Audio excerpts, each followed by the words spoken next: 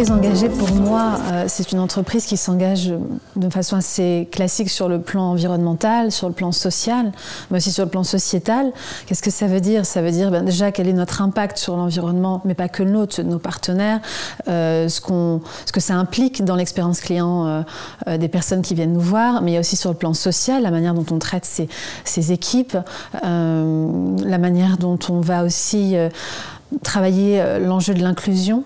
C'est très important qu'on puisse avoir des lieux de vie dans le cadre du travail qui représentent tout le monde, pour le dire simplement. Et puis sur l'enjeu sociétal, ce que j'entends par sociétal, c'est qu'est-ce qu'on apporte au monde? Ou si on devait poser la question à l'inverse, c'est si on n'existait plus, qu'est-ce qui manquerait au monde? Quel est notre rôle et qu'est-ce qu'on apporte en valeur ajoutée? Sur un plan purement, je dirais, humaniste, finalement, pour oser le dire comme ça.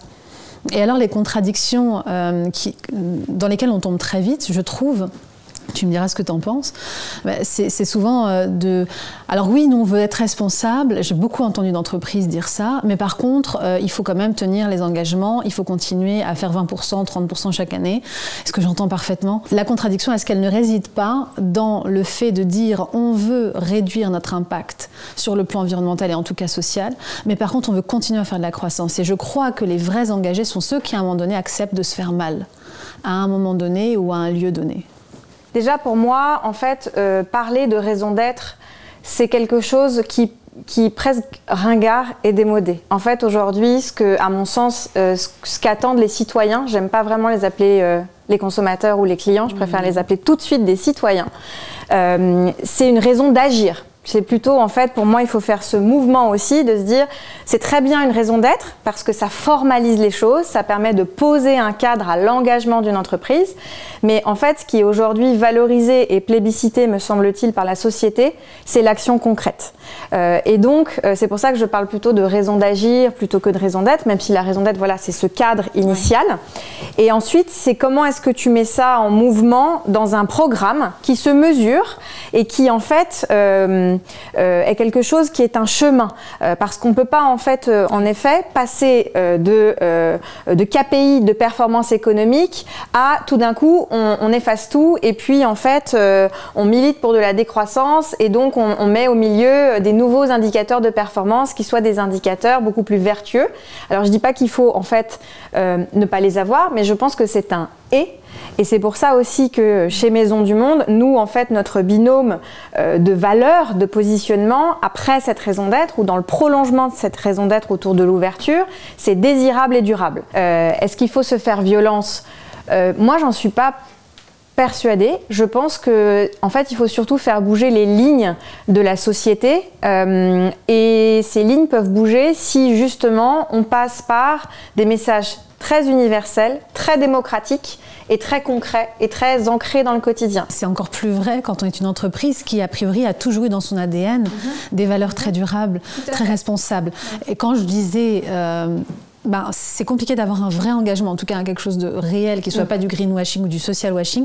Si on se fait pas mal, je parle en l'occurrence de manière plus large des entreprises qui partent de très très loin. Oui, tout à fait, tout à fait. C'est vrai que chez Maisons du Monde, on a par exemple déjà la fondation depuis plus de 10 ans et en fait nous on a plein de chantiers et en l'occurrence on va faire enfin notre j'appelle ça notre coming out RSE qui fédère en fait 5 grands piliers d'engagement et qui sont tangibles, qui sont mesurables et qui sont autant E que S. Bien souvent, on a tendance à vraiment focaliser sur le E et donc l'environnement. Donc l'environnement, c'est exogène. Alors que je pense que si on se focus d'abord sur le S, le social, le sociétal, l'humain, c'est déjà chez nous en fait. On passait nos clients, c'est notre cœur, c'est notre âme.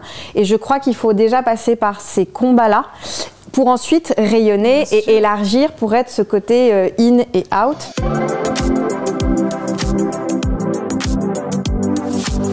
Moi, pour avoir passé beaucoup de temps, encore une fois, avec des comités de direction, des comités exécutifs, là où on voit, c'est clairement les différences de connaissance, de compréhension des enjeux, de compréhension de comment on va le faire, entre les équipes terrain, les personnes qui sont clairement au quotidien confrontées aux réalités. Il y a ce qu'on appelle le middle management, on pourrait être très concret, les personnes qui encadrent ces personnes proches de la réalité, mais qui commencent déjà à en être éloigné. Et puis ensuite, il y a la stratosphère. Mon retour, c'est que ce qui est indispensable, et en fait on peut avoir toutes les bonnes volontés du monde, on peut avoir les meilleurs KPI, si on n'a pas la bonne gouvernance, et de manière, je dirais, verticale en fait, horizontale et verticale, ça ne va pas. Parce que ce qui pose problème souvent, c'est l'appréhension du risque. Et ça, c'est un énorme sujet. Tu vas dans les cabinets de conseil, les Big Four, ils te parleront tous que l'enjeu sur lequel leurs clients dépensent le plus d'argent, c'est le risque réputationnel. Ça donne 4 types d'entreprises face à l'engagement. Tu as les entreprises qui ont compris qu'elles doivent le faire et elles le font. Elles y vont, elles déroulent, elles prennent des risques. Elles cassent des murs, elles en construisent d'autres ou pas. En tout cas, elles essayent de faire des ponts.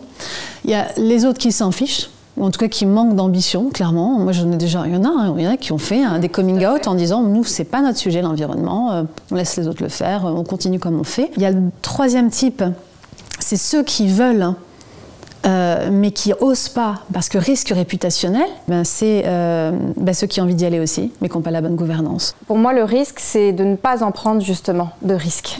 Et du coup, pour moi, en fait, dans la 3e famille d'entreprises à laquelle tu te réfères, oui, bien évidemment que, en fait, aucune entreprise ne sera jamais parfaite.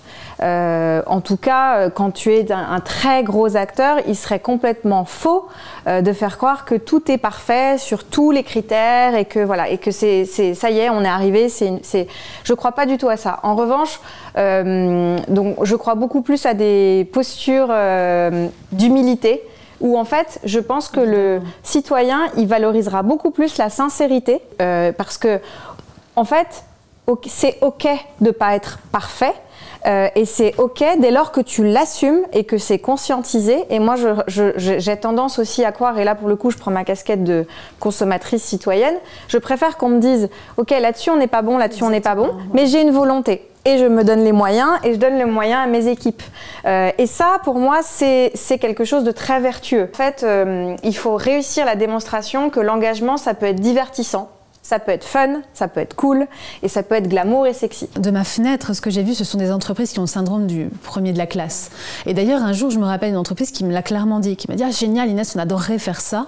Par contre, est-ce que vous pouvez faire un bench pour savoir qui l'a déjà fait et à quel point? Parce que nous, on a le syndrome du premier de la classe, et si on y va, on veut être tout en haut. » Et là, quand tu entends ce discours, tu es là, tu te dis, c'est hyper anxiogène, comme tu dis. C'est pas du tout sain, parce qu'en fait, tu peux pas passer de 0 à 100 tout de suite. Et il faut que tu acceptes que le progrès, lui aussi, est durable et il prend le temps. Et que ce qui est durable prend le temps de s'installer. Et ça, c'est une première chose. Et je crois aussi, comme tu l'as très bien dit, d'une autre façon, et aujourd'hui, les citoyens, si on parle d'eux comme ça, et que c'est comme ça qu'on doit en parler, en fait, en ont marre de cette espèce de ça y est, j'ai fait une action, je l'affiche partout, et en fait on nous prend pour des fruits. En fait, il faut bien comprendre que les cycles d'innovation, de R&D et les cycles de production de produits de collectionning, c'est pas un mois. Et en l'occurrence, nous, en particulier dans le meuble, ce sont des cycles longs. Et donc, pour qu'il y ait un impact visible, audible, il faut 18 mois, 24 mois. Et donc, en fait, il faut que ce temps-là, les citoyens, ils l'aient à l'esprit. Et en fait, il faut juste leur dire.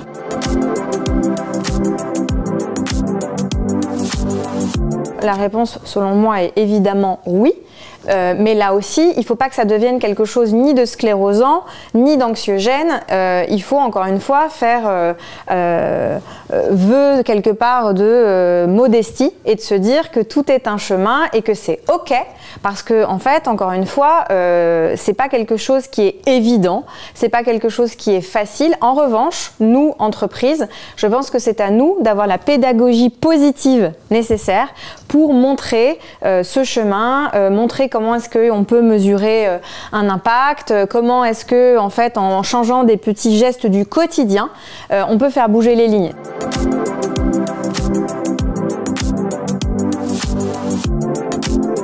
Je pense que pour une entreprise, ça sera toujours mieux de dire quelque chose que de ne rien dire. Parce qu'en fait, la nature a horreur du vide et que quelqu'un le dira à votre place, que ce soit votre concurrent ou que ce soit quelqu'un qui n'est pas forcément très bien intentionné. Et donc, en fait, pour moi, il faut prendre cette place-là. Et encore une fois, cette place, elle n'a pas besoin d'être parfaite. Il faut arrêter ce syndrome de l'élève parfait. Il faut être un peu plus américain dans l'attitude, au sens où en fait, c'est un chemin, il y a une énergie, il y a une volonté, et moi je pense que ce qu'aujourd'hui les parties prenantes, ce dont elles manquent un peu, c'est de courage managérial, de vision et d'ambition politique, au sens d'avoir vraiment une philosophie, un programme, et ensuite les choses elles s'installent, et ensuite ça mature, et d'ailleurs il y a la loi qui va passer par là, donc les choses vont bouger naturellement. Si on y va tous ensemble, c'est aussi la meilleure des façons, et en soutenant les uns les autres, on va se tirer. Et ça, c'est vrai que c'est quelque chose qui manque aussi dans notre éducation. Et je regardais ce documentaire et je suis navrée parce que j'ai plus du tout la ville d'origine, et c'est finalement pas le plus important, c'est ce qui s'y passait. Mais en fait, on voyait ce professeur dans sa classe qui donnait des points en plus à ceux qui allaient aider aussi les autres, et pénalisait finalement, ou en tout cas ne favorisait pas ceux qui, même s'ils étaient très bons, n'aidaient pas les autres camarades. Et en fait, je trouvais ça incroyablement génial de se dire qu'on peut éduquer les enfants dès le plus jeune âge à soutenir les autres plutôt que se dire il faut que je sois bon moi tout seul. Moi je me rappelle de l'université où une copine en droit s'était faite casser la fenêtre de sa voiture pour qu'on lui pique ses notes, pour qu'elle ne puisse pas réviser, parce qu'en droit il ne s'agit pas d'être bon mais d'être le meilleur. Et aujourd'hui c'est ça la réalité de l'éducation et dans ce dans quoi on nous éduque, et je trouve que tout est lié finalement. On parle de l'entreprise, mais les élèves d'aujourd'hui dans les écoles primaires et les collèges seront demain les collaborateurs, les dirigeants des entreprises dont on parle. Moi, j'aime beaucoup toujours reprendre les lunettes du client, du citoyen, et se dire, mais en fait, qu'est-ce que lui va valoriser? Ce qui m'intéresse, c'est son point de vue à lui, et comment est-ce qu'aujourd'hui, une entreprise, elle se positionne dans le tissu social, plutôt que de se dire « Ah, mon tel concurrent, lui, il a fait telle opération, etc. » Et pour moi, en fait, le rôle d'une entreprise, il est bien au-delà, en fait. Il peut être majeur dès lors que tu te décides d'être engagé, et puis tu peux faire bouger les lignes, finalement, d'un secteur, d'une société, en innovant et en donnant, en fait, des nouveaux standards.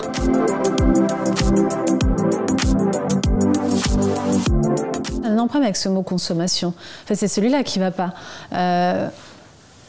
Croissance, ça ne me dérange pas. Croissance, on grandit. On peut croître de plein de façons différentes. En fait, il faut essayer aussi d'élargir, de désengoncer en fait, ce terme à un moment donné. Consommation me dérange. Non, on a un problème de consommation. C'est lunaire qu'aujourd'hui on boive une bouteille d'eau plastique et qu'on jette naturellement, on va jeter cette bouteille à la poubelle. C'est folie, en vrai, quand on y pense. De se dire qu'en fait on peut consommer, on peut jeter, et aujourd'hui le problème est encore une fois, il est macroéconomique, c'est qu'on fait du PIB par le flux. Et c'est plus on va créer des flux, plus le PIB augmente. Et aujourd'hui, c'est comment est-ce qu'on peut créer du PIB par les stocks. Et finalement, on est riche de nos poubelles. C'est là où toute l'économie circulaire prend son sens. C'est pour ça qu'il faut, encore une fois, l'enseigner et éduquer dès le plus jeune âge à ces usages-là. Mais évidemment que la durabilité, elle est compatible avec la croissance. Mais par contre, quelle croissance? Donc non, la consommation aujourd'hui, c'est un gros mot. Consommer... il faut réapprendre à s'approprier cette définition, savoir ce qu'on veut en faire, savoir ce qu'elle veut dire et la réanoblir, parce qu'aujourd'hui, elle ne sent pas bon. Donc non, c'est comment est-ce qu'on continue de croître durablement tout en réinventant la manière dont on consomme.